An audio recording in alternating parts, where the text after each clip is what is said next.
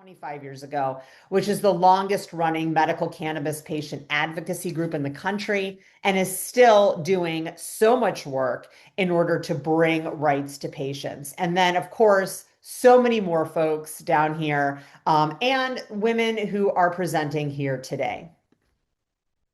Now, in 2012, 10 years later, two states changed everything when Washington, my state, and Colorado became the first states anywhere to legalize cannabis for adult use. So this happened in 2012, and it resulted in a 10-point jump for support nationwide. So we cracked the 50% majority for the first time in 2013 when approval went up to 58%.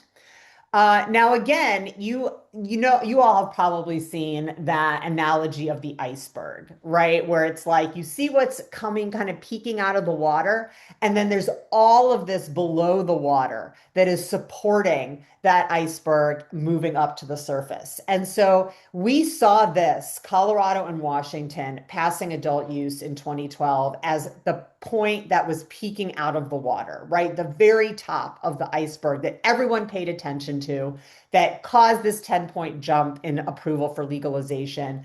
But underneath the water was all the stuff I just talked about, right? So it was people going through federal raids at dispensaries. It was people suing the federal government for their right to medicine. It was people starting collectives and organizations so that folks could get access to medicine, so that they could grow it for themselves. All of this was happening so that these two states could peak above the water and really cause that spark to explode into a fire. So after that, we saw a wave of states that followed. So again, I love analogies. Anyone that knows me knows I love analogies. So if you picture a wick and you light it at the base and it starts to slowly move and slowly move, and then there's a point where it just reaches its first stick of dynamite and it's like, boom, right? So here we go. So we saw a wave of legalization then move through the country between 2014 and 2021. You can see all of these states that then passed adult use laws, and Virginia's on here as passing adult use in 2021, which they did, but they just recently, as in a few weeks ago, voted to actually establish a regulatory system, which they had not done. So Virginia, welcome to the party. We're going to start to see some changes there as well. And then I will point out that Illinois became the first state to legalize by legislature. The rest of these before then were by initiative. Not every state has the initiative process, so Illinois legalized through the legislature. But again, we saw this rapid fire movement of legalization. Now, I point this out for two reasons.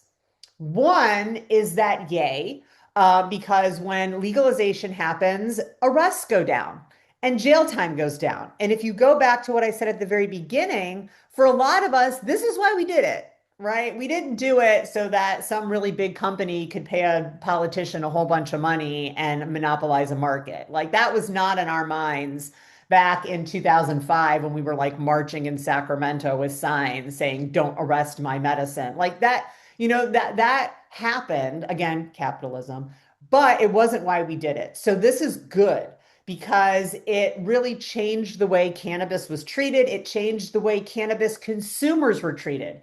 Now, again, federal prohibition still existed. So housing discrimination, employment discrimination, those things were all still very, very real and are still real today. But the idea that you could get arrested walking down the street because you had cannabis in your pocket, or that the cops could use cannabis as a way to search your name through the system, all of that really started to change once we saw more active legalization. We also saw access for patients increase, although that's a little bit of a touchy subject because anyway, that's a whole other presentation. So maybe next year we'll talk about the impact of adult use on patient access. But another thing that happened is that a lot of this stuff started to take a back seat to the building of an industry. And so some of the things that we really focused on in some of the earlier states. So I helped draft Prop 64 in California. This is a big part of our conversation back.